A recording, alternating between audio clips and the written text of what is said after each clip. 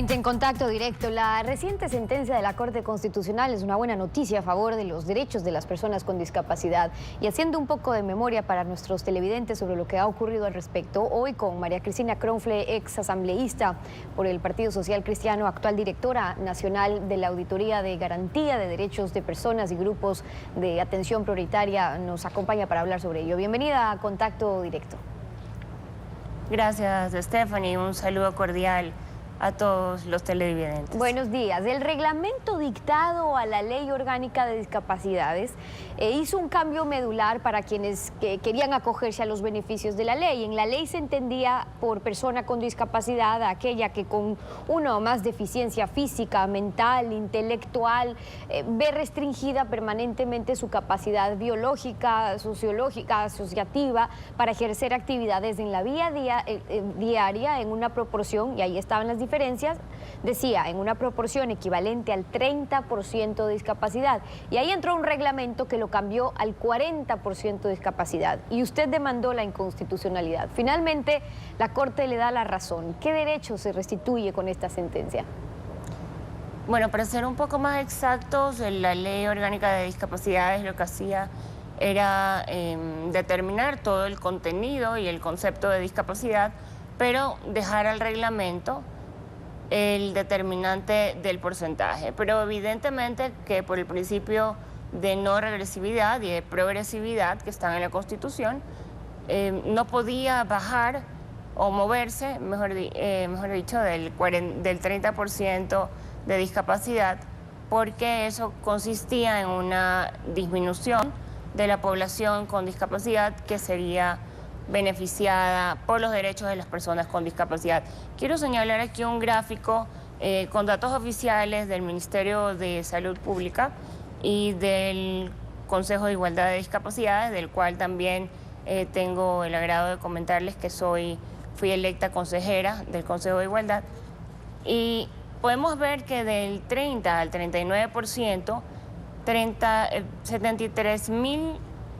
más de 73.000 personas, exactamente 73.390 personas habían sido afectadas con la regresión de sus derechos. Es decir, eran personas que habían sido consideradas para todos los derechos como persona con discapacidad, y en lo posterior a la publicación del reglamento de la administración del gobierno pasado, fueron excluidas de esta normativa. Bueno, y en efecto, la Corte Constitucional aceptó la acción pública de inconstitucionalidad que usted presentó por razones de fondo. Se refiere a esos artículos al 1 y al 6 del reglamento a la Ley Orgánica de Discapacidades, pero este reglamento, un poco en lo que usted se refería, ha estado vigente entonces hace ya casi 4 años, es decir, que estas 70.000 personas a las que usted se está refiriendo se vieron afectados por estos 3 años y medio, por ese cambio que hoy la Corte reconoce como inconstitucional. Así es. Usted tiene toda la razón. Más de 70.000 compañeros con discapacidad que estaban dentro del margen de este porcentaje, que no llegaban al 40%, no contaban con todos los derechos, sino que únicamente eran tomados en cuenta para inclusión laboral, de acuerdo con el reglamento de la propia Ley Orgánica de Discapacidades. Lo que hizo la reflexión la Corte Constitucional fue que no tenía una coherencia entre que puedan ser tomados en cuenta para una inclusión laboral, es decir, utilizados por las empresas o instituciones públicas para poder cumplir con la obligación de inclusión laboral, pero no tenían ni derechos anexos al derecho al trabajo, ni tampoco todos los derechos que conciernen a una persona con discapacidad. Yo le cuento un caso preciso y para ser muy breves. Llegó a mi oficina en alguna ocasión un joven sordo ya finalizando la carrera de ingeniería en sistemas, pero le obligaban a aprobar inglés como último requisito para poderse graduar. Una persona sorda, su idioma es la lengua de señas. En consecuencia, no hablan el español que todos nosotros hablamos. Por lo tanto, es insólito, es discriminatorio que se le exija hablar inglés para poderse graduar.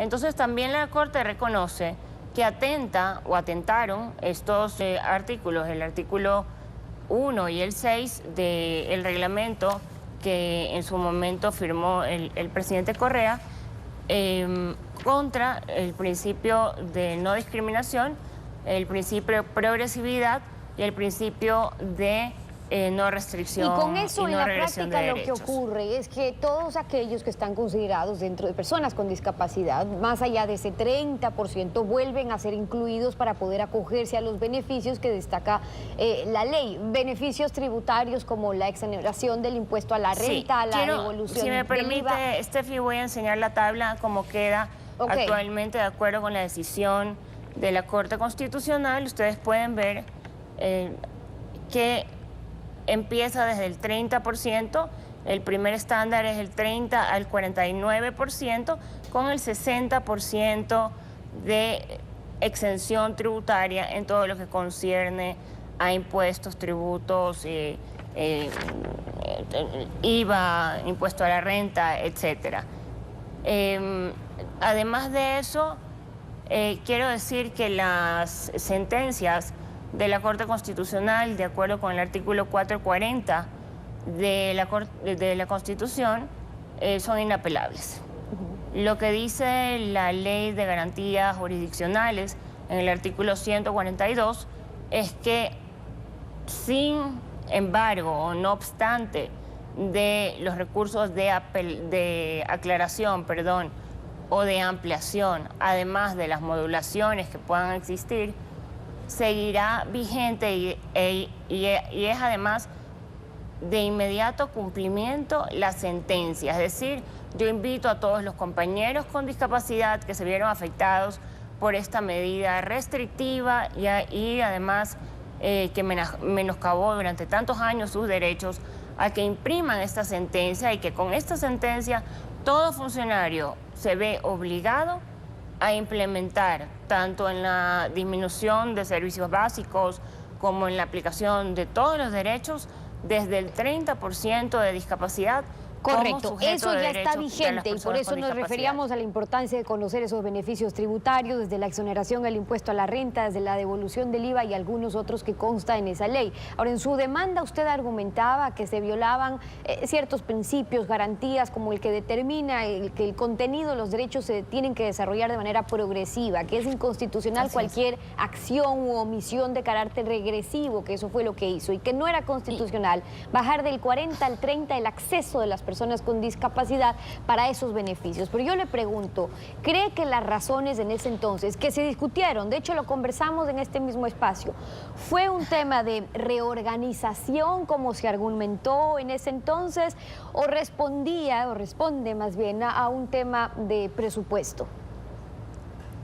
Ya lo conversamos, como bien menciona usted, Steffi, en su momento, y sí, en efecto considero que, y es un criterio muy personal, no tiene nada que ver con la sentencia, considero que debió haber sido un tema de índole económico, porque al verse reducida la población con discapacidad, evidentemente las políticas públicas alcanzaban un menor segmento de la población más necesitada, y así pues las políticas requerían menos presupuesto para ser aplicadas. Pero en todo caso, invito a todos los ministros y a todos los que manejen políticas públicas en relación de discapacidades a que apliquen desde ya la sentencia de la Corte Constitucional, que, como repito, es inapelable. Y por está más vigente. que quieran modificar Ahora, el contenido, no lo pueden hacer. Eso queda claro. Yo le preguntaba también porque, pues desde su experiencia, usted conoce muy de cerca cómo en un principio el gobierno anterior se hicieron cosas positivas, favorables, en beneficio de las personas con discapacidad, la misión solidaria, la misión Eugenio Espejo, el programa Joaquín Gallegos En el Lara. gobierno anterior, cambio. Correcto, aprobaron Ok. una ley orgánica de discapacidad, pero ¿qué pasó en los últimos años? ¿Disminuyeron ese universo de beneficios al cambiar estos porcentajes de los cuales estamos discutiendo? Luego les bajaron, por ejemplo, el monto para poder importar un vehículo, fueron restando ciertos beneficios a personas con discapacidad. Con esto es un primer paso para restituir parte de esos derechos. ¿Qué otros cambios son necesarios que a su juicio fueron afectaciones más bien en las personas con discapacidad en los últimos años? Bueno, la Corte Constitucional, incluso en la página 22 de su sentencia, dice que justamente se reduce el número de titulares de derechos. En consecuencia, sí, hubo una restricción no solamente de los derechos, sino también de los sujetos de estos derechos. Creería yo que todas las normativas que fueron aprobadas con el principio de regresividad y no progresividad, como lo determina la Constitución, deben ser revisadas. Incluso podrían pasar por el filtro también de la inconstitucionalidad.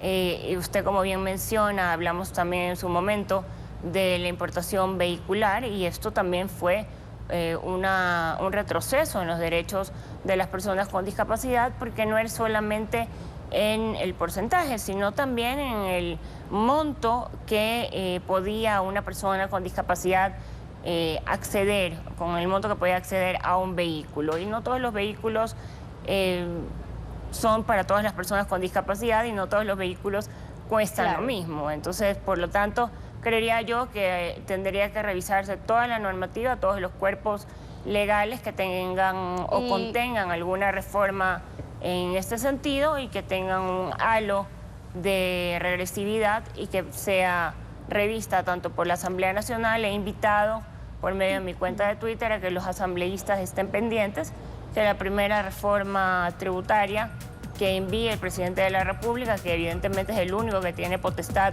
de reforma tributaria, sea tomado en cuenta todo aquello que haya sido modificado en perjuicio de miles de personas Y esas son con algunas de las discapacidad. observaciones. Hoy con María Cristina Croft, la directora nacional de la Auditoría de Garantía de Derechos de Personas y Grupos de Atención Prioritaria, acompañándonos en Contacto Directo. Gracias por haber estado con Muchas nosotros. gracias, A usted. Steffi. Saludos a todos. 7:32. Una pausa, y al regresar en nuestros estudios ya está Daniel Mendoza, asambleísta de Alianza País, interpelante en el juicio político al